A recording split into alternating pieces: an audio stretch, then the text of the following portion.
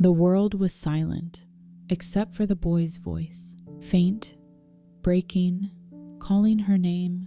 Mama!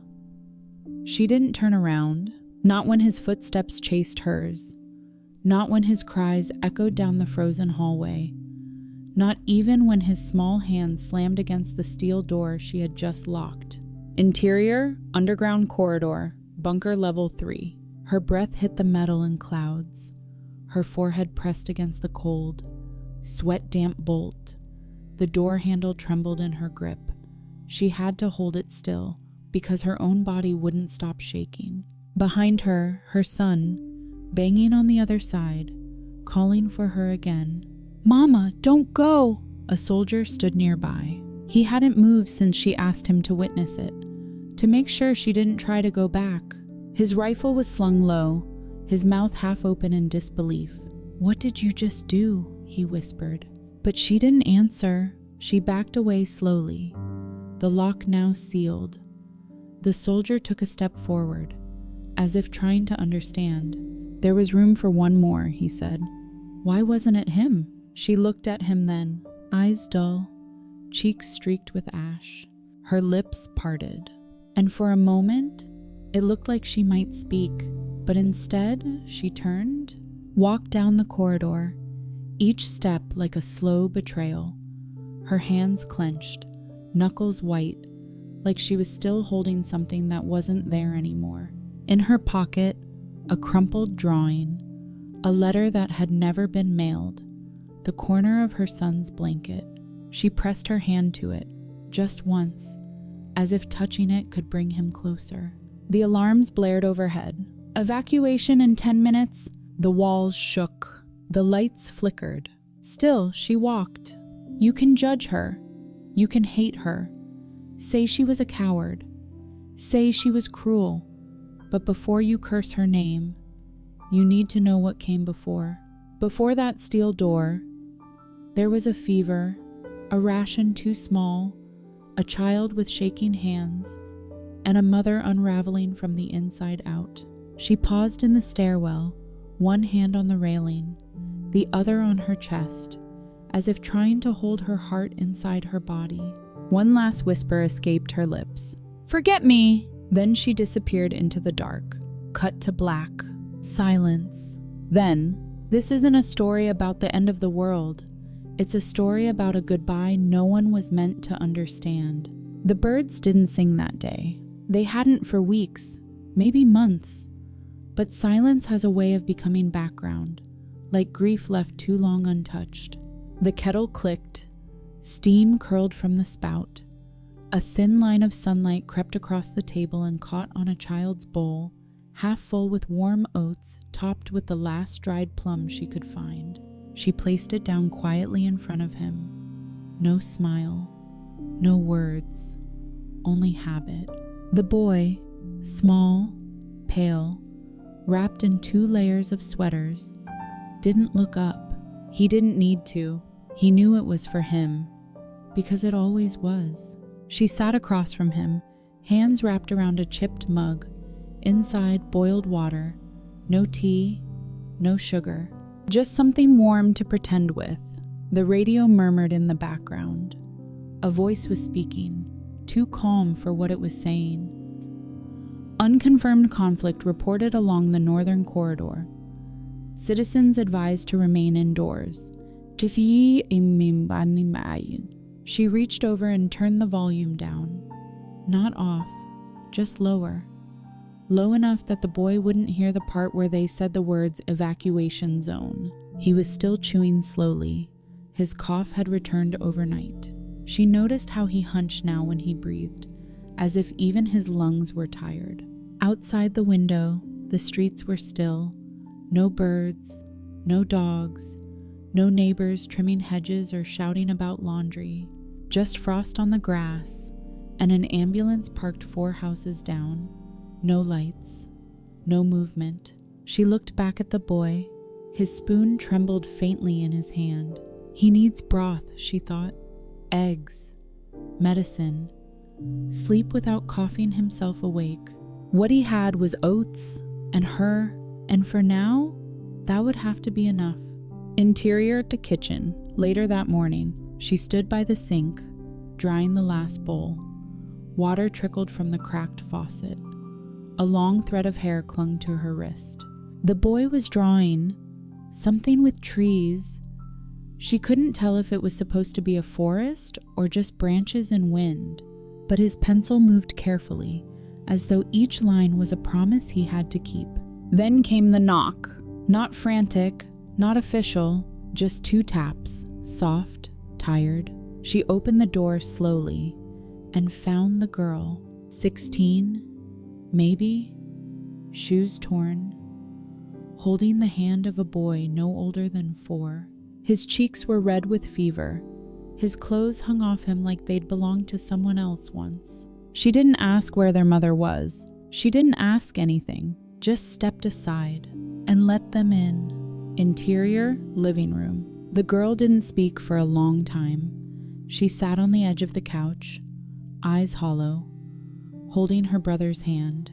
The boy curled against her, coughing in short gasps. She fetched a blanket, half a pear, 2 boiled potatoes from the back shelf, split them evenly. Her own son watched without a word, then pushed his paper toward the younger boy. A tree with a swing. The refugee boy didn't smile, but he touched it gently, like it was something living. That night, the mother sat at the foot of her bed, watching them sleep. Her child? The stranger's child. The girl who hadn't said her name. She remembered something her own mother once said. If you ever have more than you need, share. And if you don't, share anyway. She hadn't understood it then. Now, it tasted like iron in her mouth. That night, I gave away the last of the potatoes. The girl said thank you with her eyes. The boy coughed blood in his sleep, and my son held on to a drawing like it could keep the world from falling apart. The next morning, the girl was gone. Not far, just outside, scavenging through the neighbor's compost bin with bare hands. Her brother sat slumped by the window, watching her. His lips were cracked, his eyes glassy. The woman opened the door. The wind hit her like a slap, sharp, metallic, like it had scraped its way down from the north. "Come inside," she said. The girl didn't argue. Interior, the kitchen. She placed half a loaf on the table. Dry, but bread. "Split it," she said, and watched as the girl broke off the larger piece and gave it to her brother. Later, the radio crackled again. This time, the voice wasn't calm. All southern districts must begin voluntary displacement. Medical triage unavailable in Zone 3. Citizens are advised to gather personal documentation. The mother stared at the dial as if it had betrayed her. Voluntary. That word again. Voluntary. Until it wasn't. She opened the cupboard, took inventory. 1 jar of rice, 2 onions, a cracked bottle of aspirin, 3 cups of flour, half a can of formula. No batteries, no candles, no hope. Exterior, that afternoon. She ventured out, wrapped herself in 3 coats and walked toward the market, though she already knew it was pointless. Storefronts were shattered, not by looters, by time, by surrender. Shelves torn bare, freezers unplugged, a wet trail of spoiled meat seeping into the gutters. She passed 2 men fighting over a pair of shoes. No one stepped in, not even her. Someone snatched her bag. A teenager, thin, wild-eyed. He didn't take much. There was nothing to take.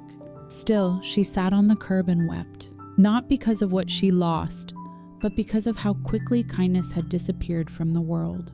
Interior, home, night. She returned with nothing, but lied anyway. Said she'd found soup mix. The girl didn't believe her, but didn't say anything. That night, they shared boiled water with a pinch of salt, pretended it was broth. The younger boy tried to smile. Didn't make it halfway. The woman's own child coughed again. Worse than before. She pressed a cloth to his forehead. Still warm, still breathing, but fading. She stayed up that night, writing his name on the collar of his coat. Just in case he ended up somewhere without her. I kept pretending I was preparing for something temporary, a storm, a curfew, a blackout, but deep down, I think I knew the last normal day had already passed, and I hadn't even noticed. In the early hours before dawn, armored trucks moved past her house. Their wheels left black trails across the frost. She stood behind the curtain, holding her son, listening to the radio static, and whispering the one thing she still believed in. Tomorrow will be better, but she didn't believe it anymore, and neither did the sky. The knock on the door wasn't a request this time. It was a command, sharp, 3 times, like a gavel on Judgment Day. She opened it to find a soldier, young, thin, shivering despite the layers of regulation fabric. He didn't smile. No one did anymore. "Evacuation checkpoint opens at 0500, he said, not meeting her eyes. "Last chance for your sector. 1 bag per head, no pets, no delays, no..." He handed her a laminated slip. No map, just a symbol, a black triangle slashed by red. Underneath, a time, 0512. She looked behind him. No convoy, no guards. "Is there still space?" she asked. The soldier hesitated. Then, for some, he turned, then added, almost to himself, "Don't wait too long," and walked off into the gray. She closed the door and leaned against it, pressing her forehead to the wood. She didn't realize her hands were shaking until the evacuation slip fluttered to the floor. Interior, the living room. The girl looked up from the corner. The little boy was asleep again, fever rising. Her own son sat in a pile of blankets, drawing shapes that no longer made sense. "Are we going?" the girl asked. The woman didn't answer, not yet. She gathered what she could. 1 wool coat, too big for her son, the drawing pencil, half a loaf, the cracked aspirin, a scarf her mother made. She didn't bother with photographs. No one left in them was alive. She boiled water, rationed the last rice. The girl divided it into 4 cups, 1 for each of them. 1 for whatever tomorrow brought. Interior, bedroom, later. She dressed her son slowly, hands stiff from cold, from fear. She zipped his coat up to the chin and brushed his hair aside with trembling fingers. Then, she kissed his forehead, soft. Then again, harder. Then once more, without breathing, she pressed her forehead to his and whispered, "You're stronger than you think. You don't need to remember me. Just be warm." He didn't understand, but something in him felt it. The gravity of that kiss, the way her hands wouldn't let go. He looked up. "Mama?" She smiled. It was the first one he'd seen in days. "I told him goodbye that night, but not with words, with my hands, with my silence, with everything I chose not to say." In the corner of the room, the girl slept beside her brother. The candle flickered, the wind howled, and beneath the wooden floorboards, the world made a new kind of sound. A rumbling, low, ominous, like something massive had shifted underground. And outside, a glow on the horizon. Not dawn, not fire, something in between. The mother stood at the window, holding the scarf, the drawing, the silence, and knew peace had passed. Tomorrow wouldn't bring safety, only a different kind of loss. By 4 she was already dressed. Not in anything warm, just in what could be layered quickly, moved in fast. Speed now mattered more than comfort, more than dignity. She packed 1 bag, only 1. She had to choose.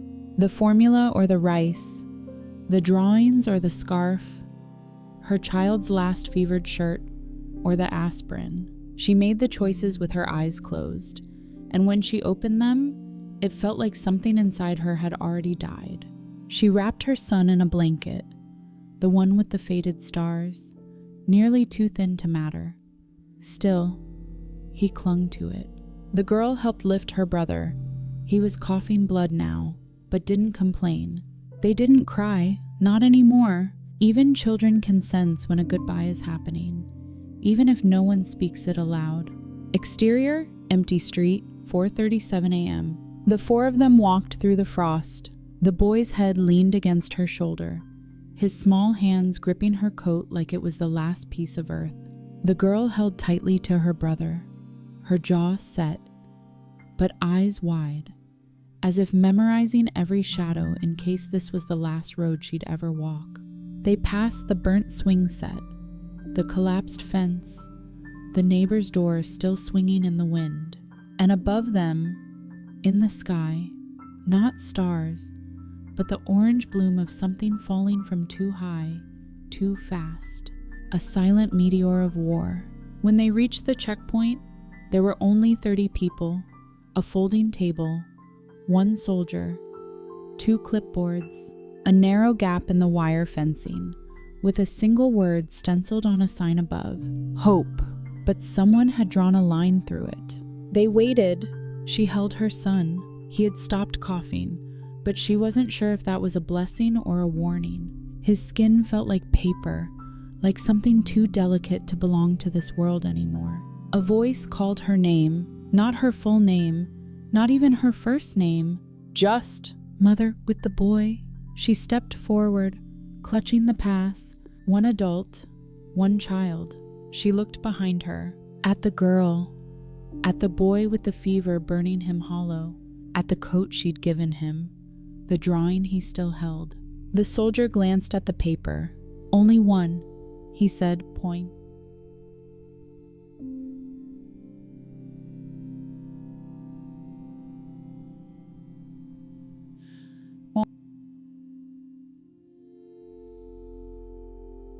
One adult, one child. That's it. She looked down at her own child, eyes fluttering, barely breathing. He wouldn't survive the transport. Not the wind, not the crowd. She looked at the refugee boy, sick but strong. Then at the girl, eyes locked on hers, silent, begging without a single word. Time stopped. Only breath, only heartbeat, only the sound of her son whispering, "Mama, I'm sleepy." She kissed his cheek, set him down gently, wrapped him in the stars, then did what no mother was ever built to do. She turned and placed the pass quietly into the refugee girl's hand. The girl's lips parted. She shook her head, but the mother only smiled, tucked the paper deep into her coat, and whispered, "Run when they call." Then she walked away, back through the frost, back through the dark, carrying nothing but silence. That was the last time I kissed him, and the only time I told him to forget me, because if he remembered, it would break him, and if he forgot, maybe he could survive. It was not a bunker, not really. It was an old subway station, long abandoned, half collapsed, its tile walls weeping rust and memory. Someone had spray-painted shelter across the turnstiles. Another person had painted over it with prison. Both were true. She descended the steps slowly, the weight of her child replaced now with the weight of what she'd done. Her hands were empty, but her chest felt heavier than ever. The air grew colder the deeper she went, not cold like winter, cold like grief, the kind of cold that doesn't leave your bones, even when the fire's burning. The main chamber was dimly lit. A few battery-powered lanterns flickered on crates and railings. Dozens of bodies clustered under blankets, behind makeshift curtains, between the bones of the old steel tracks. They didn't look up when she entered. Not anymore. She found a spot against the wall, sat down, wrapped her coat tighter, said nothing. Not because no one was listening, but because no one asked. In this place, silence was currency, and everyone was already in debt. A child coughed nearby. Someone hissed for quiet. A mother hissed back. The lanterns sputtered, and still no one slept. In the far corner, The nurse sat beneath a crooked exit sign, her eyes sharp, jaw clenched. She was one of the few with order left in her. Ex-military, some said. Others said she just knew how to bury emotion better than most. Either way, people listened when she spoke and feared her when she didn't. The woman watched her from afar, remembered how she used to teach first aid before the war. Now she rationed gauze like it was gold. Later that night, interior, bunker. A man with frostbite moaned in his sleep. Someone else whispered prayers into their sleeve. The woman sat with her knees pulled to her chest, not to stay warm, just to feel where her heart used to be. She pressed her fingers to her lips, still tasting the kiss she left on her son's cheek. She tried to remember how it felt. Not the parting, not the giving away, just the touch, just the warmth. But it was fading, faster than she expected. A girl nearby was sketching with coal on cardboard. She looked about 10. Her drawing showed a door, with hands pressed against it, one small, one large. The mother turned away, bit her lip until it bled. There is no sunlight down here, no clocks, no mornings, only waiting, only knowing something is ending, and that you helped it end. The days, if they could still be called that, bled into each other. No sun, no signal, no difference between midnight and noon. They marked time by meals. If a slice of stale bread counted as a meal, one per person, no more. Water came from a pipe near the maintenance hatch. Brown, sometimes warm, mostly bitter. No one asked questions anymore. They just drank and swallowed the fear with it. The mother split her bread in half. Half for her, half for no one. Habit was slow to die. She chewed in silence, then set the rest down. Someone took it. She didn't look to see who, didn't care. One night, the nurse stood on a crate and spoke. Food's running out, batteries too. If you don't have a job, you don't get a portion. Murmurs, grumbles, then silence. People feared her, yes, but more than that, they feared the truth in her words. The mother stood. I'll clean, she said. The nurse nodded once. She spent the next 6 hours mopping the tunnel floors with frozen cloth and hands gone raw. The soldier, young, scared, always scanning, stood guard by the entrance ramp. He'd been there since before the mother arrived. She noticed how he slept with his rifle across his chest, like a cradle or a cross. He never smiled, except once, when a child returned a button he'd dropped. It was the kind of smile that made you ache, because it was too human for a place like this. Somewhere in the second week, the fever began to spread. Not just through bodies, through trust. The mother saw it in the way people looked at each other, counting, measuring, judging. Are you sick? Are you worth saving? A cough in the dark brought 3 people to their feet, not to help, but to distance. Her own chest began to tighten, each breath shallower than the last. She chewed a sliver of aspirin and waited, not to get better, just to feel something other than guilt.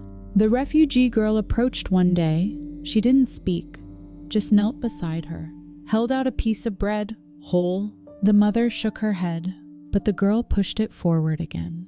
Her eyes said what her mouth couldn't. I remember. The boy was gone. She knew that. But this girl, this ghost of a child who'd been given life in place of another, was still here, still breathing, still human, and that mattered more than anything the radio had ever promised. I kept trying to ration my hope, like the bread, but I didn't know how, so I gave it away instead. By the 3rd week, people stopped using names. They became what they had.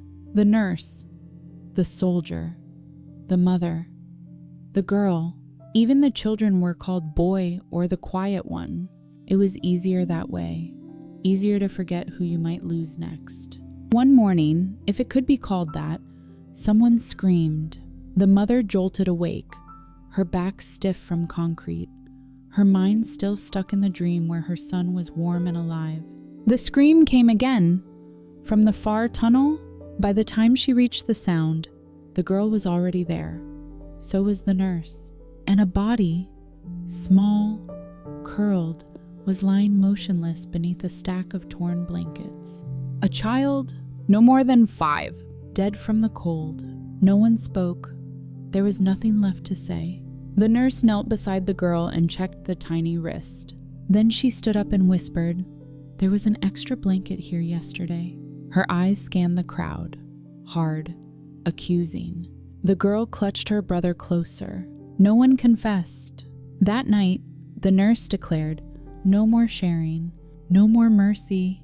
If you give away your ration, you lose your own." Some nodded, others turned away.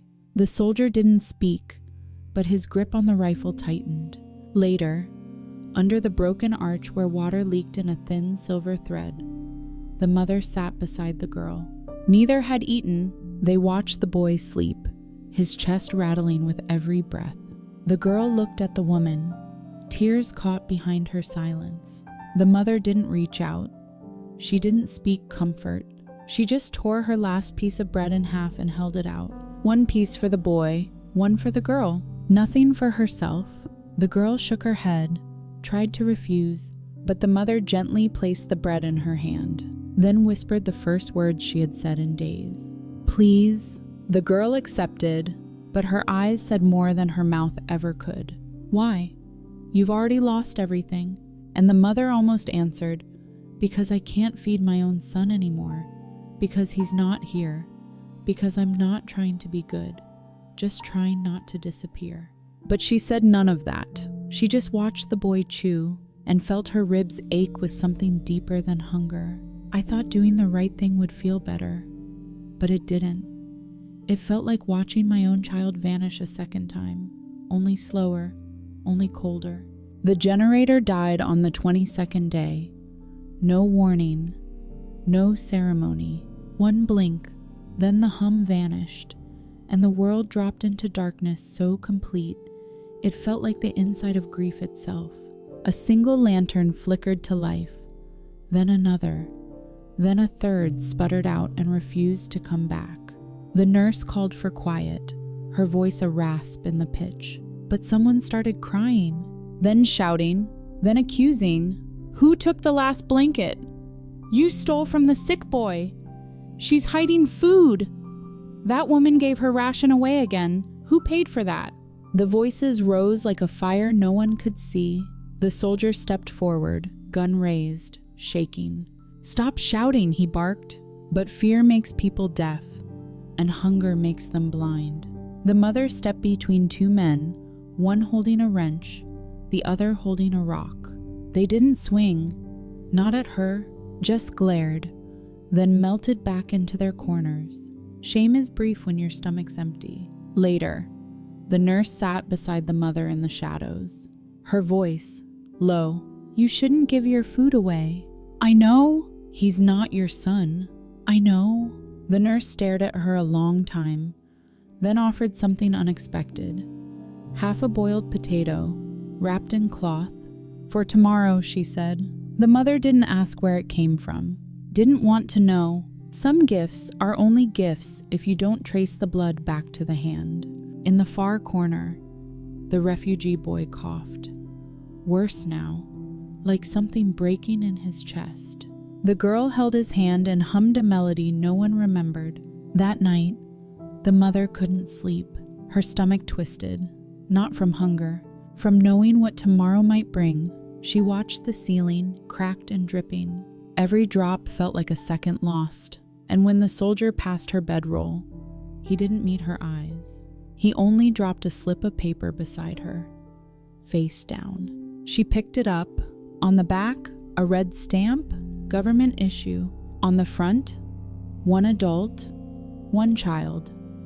Evacuation authorization. Good for transport on the 25th convoy. No replacement, no transfer, no re-entry. She stared at it. It looked no different than the one she had given away. Same font, same stamp, same lie of salvation. But this time, There was no son beside her, no soft head on her chest, no voice calling her mama, only the girl, the boy, and her silence. She folded the paper, slid it into her coat, stared into the dark, and thought, what would he have wanted me to do? They say survivors are the lucky ones, but they forget what we carry. Not food, not medicine, just ghosts. Small hands we'll never hold again, and the sound of our own choices echoing louder than any bomb.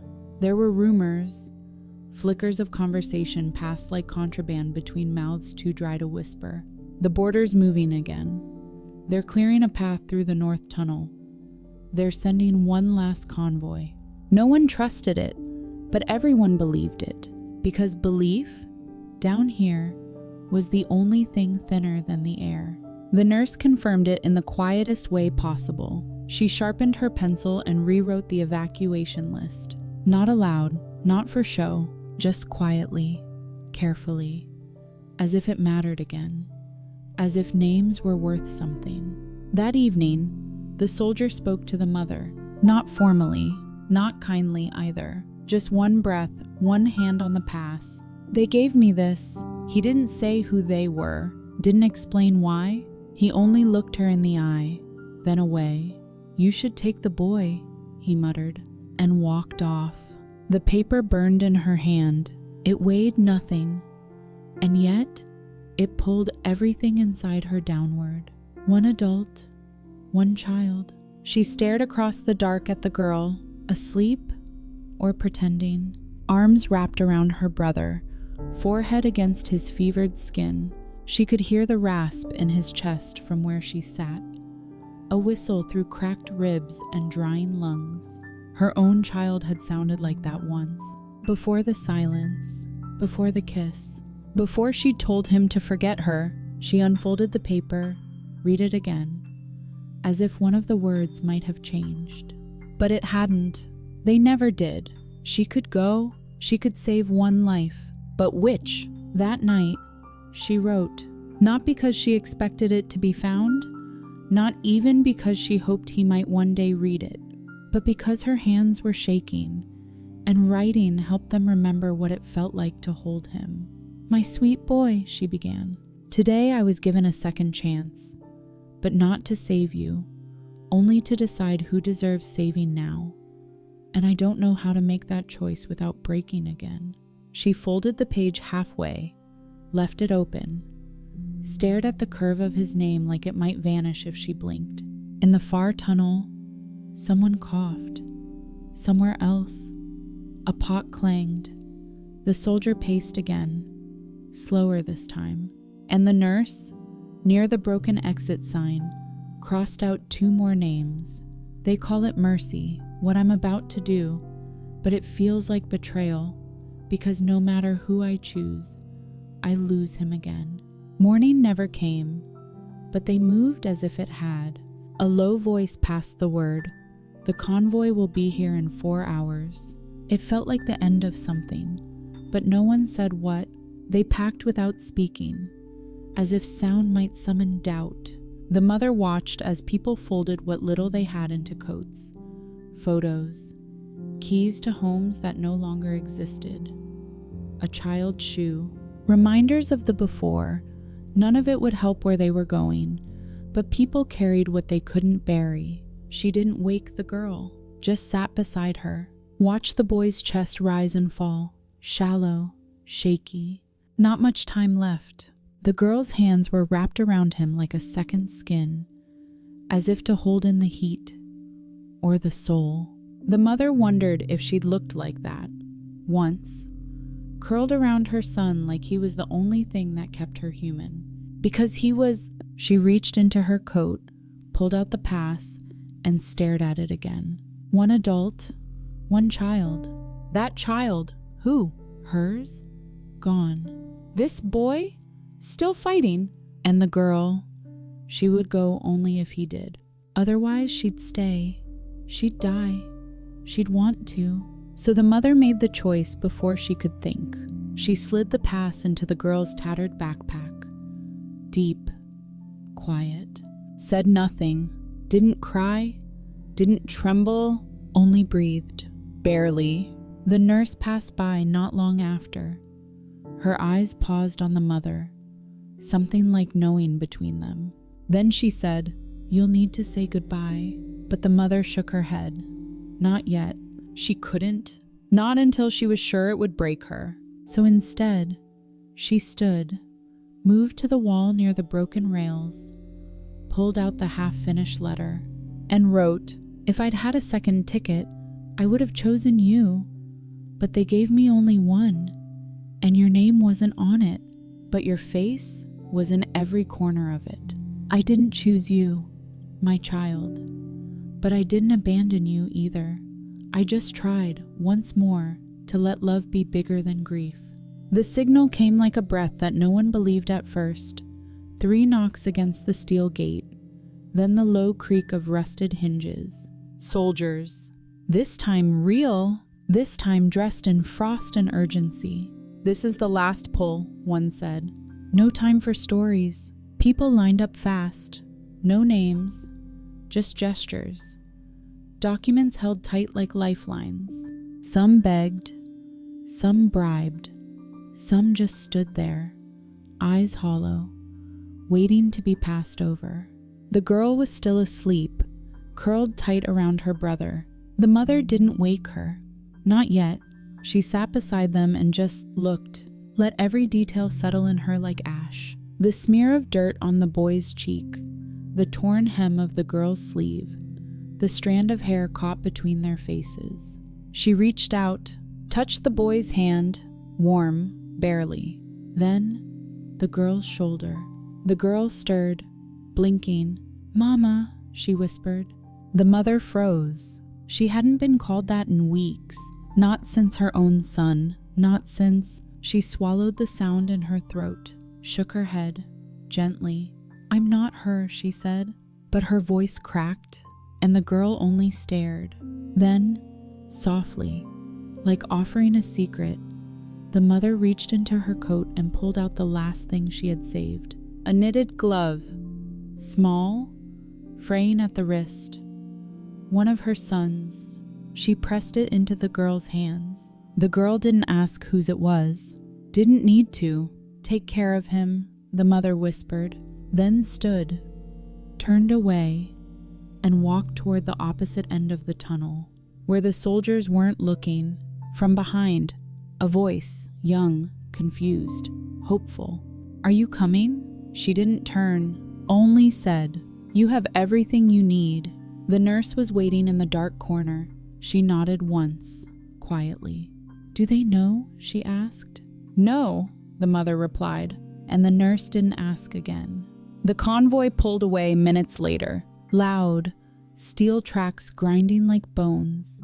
The girl looked back only once and saw a silhouette in the shadows, not waving, not crying, just watching. And in her backpack, deep at the bottom, the pass, one adult, one child. Used, stamped, and not hers, but someone gave it anyway. He didn't get to say goodbye, but I did, and sometimes that has to be enough. The tunnel fell quiet again. After the convoy left, only the echoes remained, like ghosts dragging their coats behind them. The mother sat alone now, her legs drawn up, her arms around herself, as if she could fold into nothing and disappear. She didn't cry. There was nothing left inside her full enough to spill. At some point, the nurse came back. She carried a tin cup with half-warm broth, set it beside the woman, didn't say a word, only looked down and whispered, "They'll make it." The mother nodded, a slow, small nod, as if the words had taken years to travel through her. Then she stood, moved back toward the supply chamber, where the old metal door hung crooked in its frame. It had no lock, but it could wedge shut, if forced. She stepped inside, stared at the cold concrete room, empty except for old crates, a shredded mattress, and a torn-up rag that once was a child's scarf. She looked at the door from the inside, took a breath, then another, then pushed it closed. from within, wedged it quietly, firmly. She could still hear the world outside. A cough, the clink of a canteen, the nurse humming something like a prayer, and then just silence. In the dark, she sat down, folded her legs, held the letter to her chest. The last one, the one she didn't finish, the one she hoped someone else might find. Maybe, maybe not. A sound drifted in, faint. Children's voices. Not real. A memory, maybe. Or a dream breaking through. Her body was tired.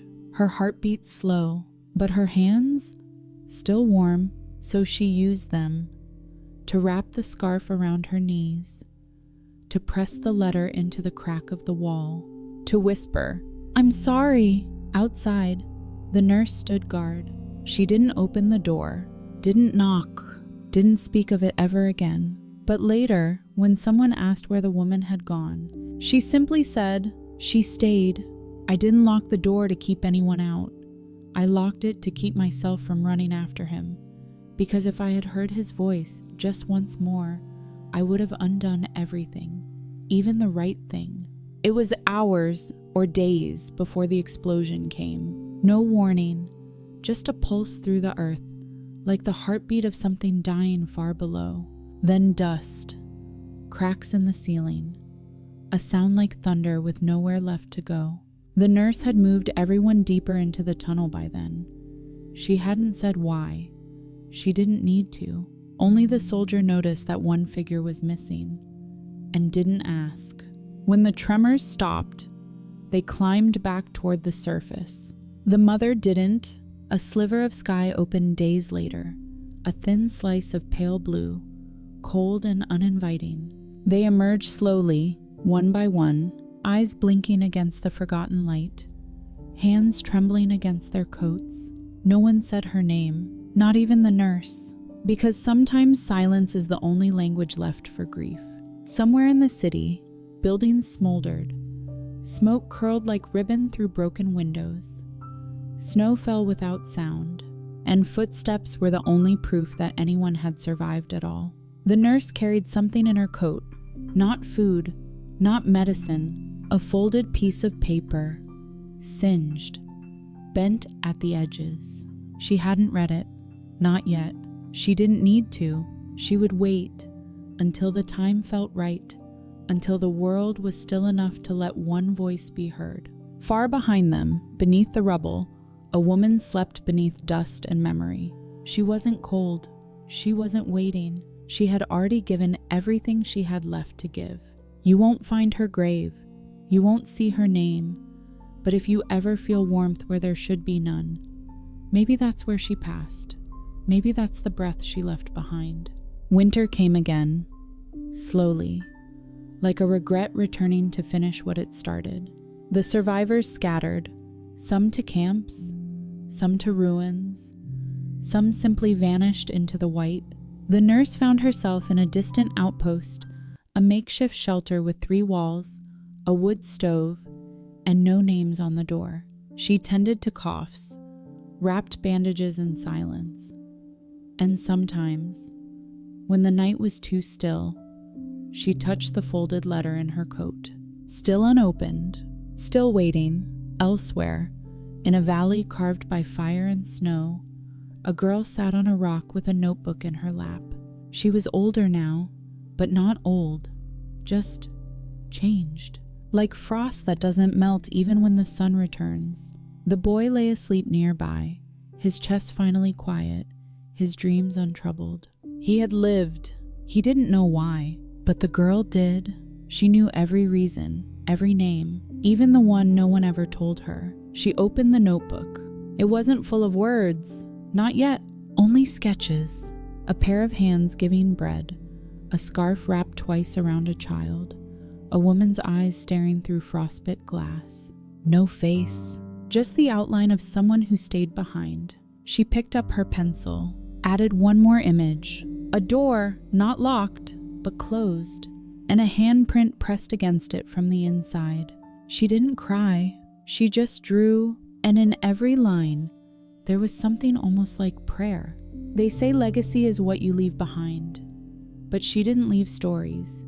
She left warmth in the hands of strangers, in the hearts of children she didn't raise, in the sketchbook of a girl who never asked for a miracle, but got one anyway. The nurse didn't open the letter until spring, not because she was afraid, but because it didn't belong to her. And somehow, the world had to soften enough for the words to land without breaking. When the snow began to melt, and the frost pulled back like a curtain, she sat by the fire alone, held the brittle paper like something sacred, then finally unfolded it. A name at the top, a child's name. The handwriting shook near the bottom, as if the hand that wrote it knew it would never finish. She read each word slowly, aloud, to no one, but her voice trembled like she was being listened to anyway. My sweet child, if you're reading this, then maybe you survived. That's all I ever wanted, even if I wasn't beside you. I didn't abandon you. I just knew if you stayed with me, you'd die. But if I left first, maybe, just maybe, you'd live. I wasn't strong enough to protect you, but I was clear-headed enough not to make another mistake. Maybe the world won't forgive me. Maybe you won't. But if one day you become a parent too, you'll understand. Sometimes love means not holding on. Sometimes love means walking away so they have a chance to live. She folded it again, tighter this time, pressed it against her chest, then tucked it inside her coat. Not to carry anymore, but to let go of. Some things don't get passed down in words. They live in silences, in glances between those who understand what can't be said. And in that moment, the nurse stopped being angry at the war, at the choices, at herself. She only whispered, "You did the best you could." No one ever remembers the ones who stay behind, but they're the reason anyone gets out at all. The woods were quiet again, not peaceful, just emptied of urgency, as if even the wind had grown tired of carrying sorrow. She walked alone through the snow, the woman who once was a mother, though no one called her that now, not even she. Her steps didn't rush, they didn't drag, they just moved forward, like someone who no longer had a place to go, but still needed to keep going. Then, a sound, faint, sharp, human. A cough. She turned, her breath catching in her throat. There, behind a fallen beam and half-frozen shrub, a bundle moved, small, trembling, alive. She didn't call out, didn't ask. She simply stepped closer, knelt, reached out. A child, too young to speak, too cold to cry, but eyes open, still watching the world with trust. She took off her coat, wrapped him in it, pressed him against her chest, where the beating was still faint, but steady. She said no words, not then. There was nothing to explain. She didn't ask whose he was. She didn't wonder who had left him. It didn't matter, only that he was here, and she still had arms strong enough to carry one more child. They sat like that until the wind dulled, until the sky turned silver, until the weight of what she had done no longer pulled her under. She rocked him gently, not as a mother, but as someone who still remembered how, and whispered, "You don't have to know my name. You don't have to remember my face. Just stay warm. That's enough." Far off, a crow called.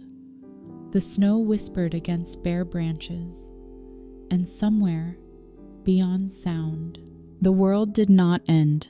Not that day. Not for them. She didn't need forgiveness. She just needed her hands to feel human again. And when they wrapped around that child, they did. No one built a statue for her. No name etched into stone. No dates to mark her beginning or end. Only whispers. Only sketches. Only a memory passed from one survivor to another. In one camp, someone said, there was a woman who gave up her spot. In another, she traded everything for someone else's child. But no one knew for sure, and no one ever said her name the same way twice. That's the thing about ghosts. They change faces, but you always feel them when it's cold. The girl, the refugee, now nearly grown, kept a notebook of drawings. Not for sale, not for show, just for remembering. On one page, a woman's hand giving bread. Another, a child's eyes looking up from a frozen cot. And on the very last, a figure behind frosted glass. Palm pressed, lips parted, like she was about to say something, but never did. The girl called it the one who walked away, not to leave, but to let someone else live. In another part of the country, the boy, her brother, grew up. He never remembered the bunker, or the fever, or the cold. But sometimes, when he was scared at night, he saw a woman in his dreams. She never spoke, just held him, and said nothing, and somehow, he always felt warmer afterward. The nurse kept the letter, tucked into a cracked photo frame, never reread it. She didn't have to. And the woman, they never found her body, but some swear they saw her. Once, years later, walking through the woods with a child wrapped in a scarf too large for his head. No one stopped her. No one asked her name. They just stepped aside and let her pass. She didn't save the world. She didn't even save her own child. But she gave the world back one child it might have lost, and sometimes that's enough. The girl waited until the boy was asleep. Their camp had no walls, just tarps, and the quiet flicker of firelight reflecting off empty tin bowls. She pulled the old, burnt letter from the folds of her coat. It was brittle now, edges charred, ink faded in places. But the center, the words, still held. And when she unfolded it, the smell of smoke returned, the memory of a hand that once held hers. She didn't read it to the others, only to herself. Though it didn't feel like reading, it felt like listening, like a voice had survived the end of the world just long enough to reach her. My sweet child, if you're reading this, then maybe you survived. That's all I ever wanted, even if I wasn't beside you. I didn't abandon you. I just knew, if you stayed with me, you'd die. But if I left first, maybe, just maybe, you'd live. I want you to know that I didn't make this choice because I stopped loving you. I made it because I loved you too much to risk watching you fade. I wasn't strong enough to carry you out, but I was clear-headed enough not to let you fall with me. Maybe one day you'll ask, why didn't she hold me tighter? And the answer is, because sometimes love means not holding on.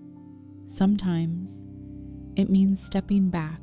You won't remember my voice. You might forget my face. But I hope you'll remember the warmth you felt once when someone wrapped you in their coat and kissed you goodbye. That was me. And even if the world never speaks my name, you don't have to. Just live. That's all I ever asked of you. The girl folded the letter again, very gently, like a wound she refused to reopen. She didn't cry. She just sat there, listening to the quiet. The boy stirred beside her. She reached out, brushed his hair from his forehead, and for the first time in weeks, he didn't shiver. She kissed her son goodbye and told him to forget her. But forgetting isn't the same as losing. Sometimes, the love that disappears leaves a shadow so wide, it shelters others too. The girl flipped to the last page of her notebook. The fire was dying, casting slow-moving shadows across the worn ground sheet beneath her knees. She took her pencil and drew, not from memory, from feeling, a cracked door, a snow-covered path, a figure walking away, coat too thin, shoulders drawn, arms cradling something small. She didn't add a face, That wasn't important. She drew the hand, though, curved gently behind the child's head, protective, final. And above them, she drew no stars, just one faint line, like a thread pulled loose from heaven. She titled the drawing, enough to save one, then closed the notebook and laid it on the boy's chest as he slept. No one knows her name, no grave holds her story, but somewhere, a child still laughs because of her. A stranger still breathes because she let go. And in a world where love can be so cruel, hers was the kind that asked for nothing back. As the last ember faded into the dark, a voice rose once more, barely there, like memory, like wind slipping through broken glass. As the last ember faded into the dark, a voice rose once more, barely there, like memory, like wind slipping through broken glass. So if it had been you, with one coat, one pass, one kiss left to give, what would you have done? Would you hold your child tighter, or would you let go so they might live? And if love demanded your silence, could you bear it? Could you say goodbye, knowing they might forget you, but never what you gave?